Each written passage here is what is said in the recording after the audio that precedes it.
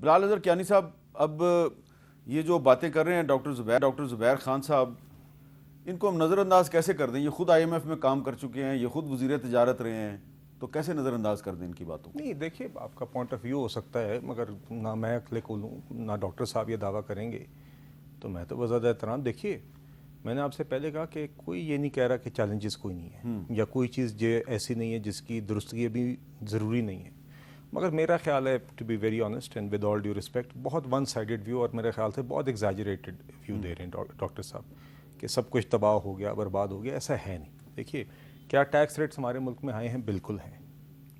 کیا energy cost آئے ہیں؟ بالکل ہیں. اس کے لیے اقدامات جو اٹھائے جا رہے ہیں وہ میں نے آپ کے سامنے رکھے. ہم جب یہ فسکل بیلنسز امپروو کریں گے، ہم چاہتے ہیں روزانہ ہم یہ بات کرتے ہیں، ہم یہ نہیں، ہم اسی لیے ٹیکس نیٹ کو وائڈن یا ڈیپن کرنے کی بات، مطلب کہ وہ سارے سیکٹرز اور وہ سارے افراد جو کہ یا تو اپنی جتنا ان کو ٹیکس ادا کرنا چاہیے اس کو انڈر رپورٹ کرتے ہیں، یا وہ جو بالکل ٹیکس ادا ہی نہیں کر رہے وہ سیکٹرز، ان کو ہم اس لیے ہی لانا چاہتے ہیں تاکہ overall across the board tax rates میں بھی ریڈکشن ہو سکے. اسی طرح بجلی کے نرخوں کے اندر کمی، تو ڈاکٹر صاحب نے جو بات کی کیپیسٹی پیمنٹس کی، تو پھر میں امید کرتا ہوں تو یہ تو اس بات کی تائید کریں گے کہ جو ہم نے پھر وہ کانٹریکٹس ری نیگوشیٹ کیے اس کے اندر نرخوں کی اس کے نتیجے میں کمی آئی، تو پھر تو یہ اچھا اقدام ہوگا. ڈاکٹر صاحب نے 22% پالیسی ریٹ کی بات کی کہ کافی ہائی تھا. ہمارے اسی دور حکومت کے اندر وہ 22% 11% تک آ گیا. اسی وجہ سے آیا جب مہنگائی کی شرح نیچے ہوئی، آدھا ہوا، اس سے کاروباروں کی کاسٹ آف ڈوئنگ بزنس کم ہوئی. اور تیسری بات جو ڈاکٹر صاحب نے بات کی نا جی کہ یہ کیوں کریڈٹ ایجنسیز تو صرف وہ قرضے کی چیز دیکھتے ہیں، صرف کریڈٹ ایجنسیز تو نہیں ہے نا جی. میں نے آپ کے سامنے کاروبار بھی رکھے جو یہ بات کر رہے ہیں. ورلڈ بینک ہمارے ساتھ $20 ارب کی کنٹری پارٹنرشپ فریم ورک نہ کرتا. آئی ایم ایف کے ہمارے ریویوز جس کے اندر یہ سارے ریفارمز کے پہلے لیکن ورلڈ بینک وہ جو آپ کو $20 ارب دے رہا ہے وہ اگلے 10 سال میں خرچ ہوں گے. جی 10 سال میں، اور وہ زیادہ خرچ ہوں گے ایجوکیشن اور ہیلتھ اور سوشل جی. مگر and at the same time I F C بھی جو پبلک پرائیویٹ پارٹنرشپ کے تحت ان کے ساتھ $20 ارب علیحدہ ہیں.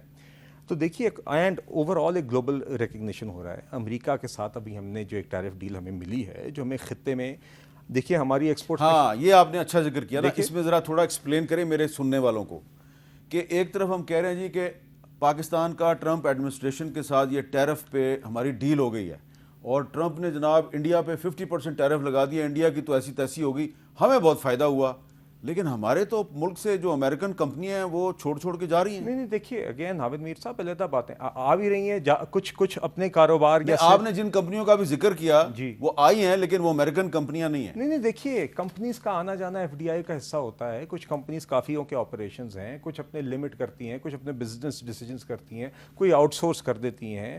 اگر ایک دو سیکٹرز کے اندر ایسا ہوتا ہے کہ لوکل ہماری کچھ کمپنیز کی گروتھ ایسی ہوتی ہے کہ وہ کمپٹیشن میں آگے آ جاتی ہیں، کبھی وہ بھی وجہ بنتی ہے. دیکھیں نا، آپ نے 2 سال پہلے آپ نے ایک ایس آئی ایف سی بنائی تھی نا، ایس آئی ایف سی کیا انویسٹمنٹ لے کے آئی پاکستان؟ یہ دیکھیے آگے ہم انشاءاللہ ایف ڈی آئی کا آپ دیکھ رہے ہیں کہ چاہے وہ ابھی ریکوڈک کا معاملہ ہو جو کافی آگے چلا گیا، اور دسمبر 2028 تک ہم اس میں بھی انویسٹمنٹ اب ایکسپیکٹ کر رہے ہیں. اس کے لیے متعلقہ ریل لنکس ML1 اور ML3 کے اوپر بھی کام کافی آگے چل پڑا ہے.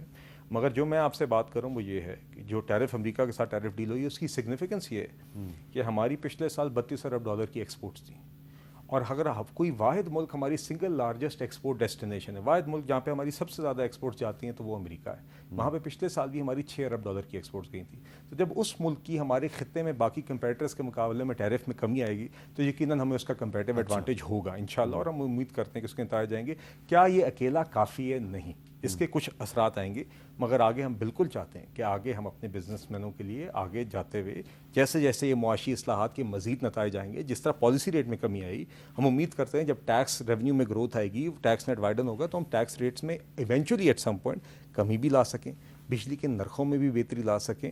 تو انشاءاللہ دیکھیے یہ ایک ابھی تک پچھلے 1.5 سال میں حامد میر صاحب آپ مجھے بتائیے، پچھلے سال جب یہ حکومت بنی تھی سب سمجھتے تھے ایک کانٹوں کا تاج ہے.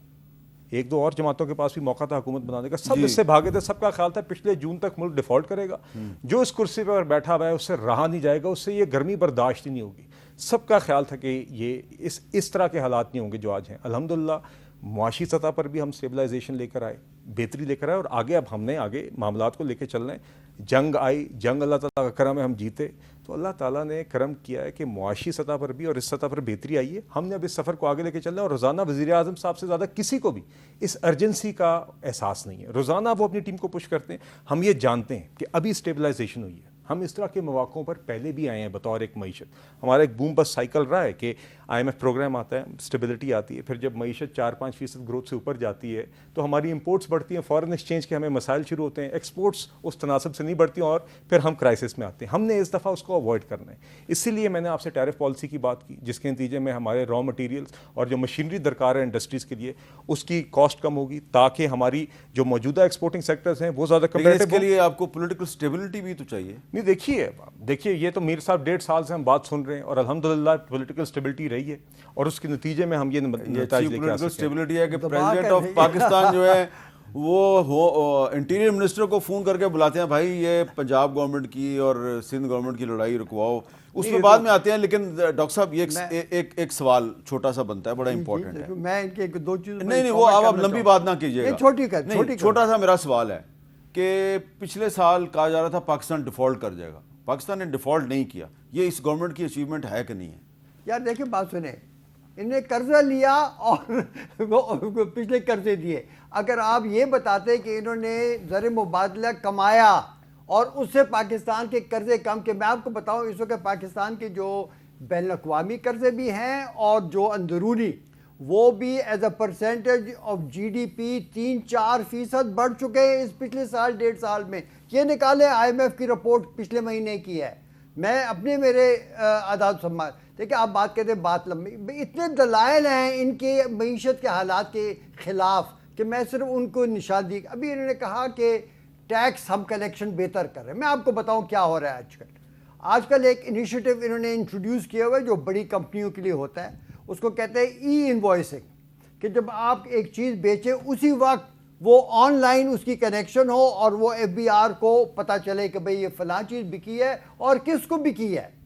اب بات یہ چھوٹی کمپنیوں کے پاس یہ وسائل, یہ ریسورسز, یہ سافٹ ویئر, یہ پیسہ ایسا نہیں ہوتا کہ وہ ہر منٹ FBR کو ہی رپورٹنگ کرے, اور اگر انہوں نے نہ کیے تو اس میں جو ان کے اوپر جرمانے لگائے ہیں وہ 5 لاکھ روپے ہر مہینے کے, کبھی وہ 10 لاکھ ہو جائیں گے, 15 لاکھ ہو جائیں گے. اس سے سارے لوگ جو ہیں وہ بھاگے پھر رہے ہیں کہ بھئی سافٹ ویئر کی جسے کہتے ہیں نا انٹیگریشن ود دی FBR, آپ یہ سمجھتے ہیں. اب دیکھیں نا اس کی جو سافٹ ویئر کی انٹیگریشن ہے, چاہیے تھا کہ FBR کا سسٹم ایسے ہوتا کہ جو بھی بین الاقوامی سافٹ ویئر ہے, چاہے وہ کوئک بکس کا ہے, اوریکل کا ہے, کسی اور کا, وہ انٹیگریٹ کرے. وہ نہیں ہوتا. انہوں نے اپنے چنے ہوئے 5-6 کمپنیاں رکھی ہوئی ہیں جن کی سافٹ ویئر استعمال کرو, اور ان سے اگر آپ جاؤ تو وہ اتنے ہائی. دیکھیں بات, اچھا میں آپ کی بات کو وجہ سے چھوٹی کمپنیاں بند ہو رہی ہیں. میں ذرا اپنے جو ناظرین ہیں ان کی سہولت کے لیے ذرا سمپل سوال کرتا ہوں. FBR کا ذکر کر رہے ہیں, کیا وجہ ہے کہ تمام تر اعلانات کے باوجود FBR کا نظام اتنا کمپلیکیٹڈ ہے کہ میں نے اگر اپنے انکم ٹیکس ریٹرنز فائل کرنے ہیں تو مجھے ایک وکیل کو بھاری فیس دے کے ہائر کرنا پڑے گا, اس کے بعد میں فائل کروں گا. اپنے طور پہ میں نے بڑی دفعہ کوشش کیا, نہیں ہوتا. نہیں اس دفعہ امیر صاحب, ایک تو مجھے اجازت دیجیے مختصراً 2 لائنوں کا جواب جو ڈاکٹر صاحب نے بات کی. اب انہوں نے بات کی میرے خیال سے ای انوائسنگ کے حوالے سے. اب جی ہم نے جی وزیر اعظم صاحب کی ہدایت پر میں ہر مہینے ملک کے سارے چیمبرز کے صدور کے ساتھ بیٹھتا ہوں ان سارے ایشوز کو ڈسکس کرنے کے لیے. ہم نے ایک روایت بنا لی ہر مہینے, اور پچھلی میٹنگ میں جو باتیں ایشوز ہوئے ہوتے ہیں وہ اگلی میٹنگ پہ پھر ہم اس کو ایڈریس کرتے ہیں, تاکہ یہی ہم سے یہ ایشو آیا تھا اس ملاقات میں. ہم نے ان کو یہ شور کرایا 2 باتیں. ای انوائسنگ کی ایک ڈیڈ لائن دی, مگر جو کاروبار, اور اس کے اندر بھی سٹارٹ اس طرح کیا کہ جو سب سے بڑے کاروبار ہیں, ملٹی نیشنلز ہیں, بڑی کارپوریٹس ہیں, ان کو پہلے سٹیجز پہ رکھا. اس کے اندر بھی اگر کسی کو وقت درکار ہے اپنے ڈیٹا سسٹم کو اپگریڈ کرنے کے لیے تو ہم ان کو آگے ڈیڈ لائن اور گنجائش دیتے ہیں. نمبر 2, جو بات کریں ڈاکٹر صاحب کی بہت مہنگی کمپنی ہے, ان کو پرال کی بھی آپشن دی جا رہی ہے تاکہ وہ مفت کی انٹیگریشن کر سکے. نہیں جی میں آپ کو بتا رہا ہوں جی, جو بات اب آپ نے بات کی ہے تو مجھے جواب کا موقع دیجیے.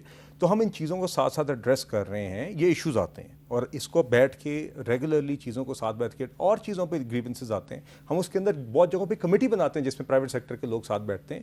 ہمیں ہدایت دی ہوئی وزیر اعظم صاحب نے کہ ہر چیز کے اوپر ہم ان کو ساتھ رکھتے ہیں. بزنس کی جائز جو باتیں, جو لوگوں کے جائز آن دا گراؤنڈ اعتراضات ہوتے ہیں, شکایات ہوتی ہیں, FBR کی ہائر جو آفیشلز ہوتے ہیں وہ خود بھی چاہتے ہیں کہ گراؤنڈ سے فیڈ بیک آئے تاکہ بہتری کا سبب بن سکے. پرال کے اوپر جب میر صاحب آپ نے بات کی, دیکھیے اس سال اس کو تھوڑا سا ریٹرن کو امپروو کیا گیا, مگر آگے پرال کے اوور ہال کے لیے ہم نے پرائیویٹ سیکٹر سے ایک بورڈ بنایا جی. اس کے اندر प्राइम मिनिस्टर साहब ने खुद इंश्योर किया है कि प्राइवेट सेक्टर के हमने अच्छे टेक्नोलॉजी के लोग, पीपल विद गुड ग्रेट रेपूटेशंस, उनको लाए हैं ताकि नंबर वन ना सिर्फ इस मौजूदा सिस्टम को अगले एक साल में टोटली अपग्रेड किया जाए, एक और टीम बनाई जा रही है जो बिल्कुल सिरे से नया सिस्टम बनाए ताकि वही बात हो सके कि आप अपना टैक्स रिटर्न खुद फाइल कर सकें, आधी से ज़्यादा चीज़ें खुद पॉपुलेट हो तो सकें। ये यानी कि अभी चलेगा सिस्टम, लेकिन सिर्फ ये डॉक्टर ज़ुबैर खान साहब नहीं हैं जो इतराज़ात कर रहे हैं, हुकूमत के जो अपने इत्तेहादी हैं वो भी बड़े इतराज़ात कर रहे हैं। आज कौमी असम्बली में राजा परवेज़ अशरफ साहब क्या कह रहे थे, ज़रा सुनें। जनाब स्पीकर, हमारे लिए इस हाउस में बैठना बहुत मुश्किल है, मैं वॉकआउट करता हूँ। ये असद कैसर साहब। जनाब स्पीकर, हम पीपल पार्टी की ये फ्रेंडली फायर को जो है ना वेलकम करते हैं। हम समझते हैं कि अगर ये संजीदा है तो आए, अदम इत्तेमाद पेश करें, हम इसके साथ दे देंगे। अदम इत्तेमाद में इस हुकूमत को फारिग करने में हम इसका साथ दे देंगे।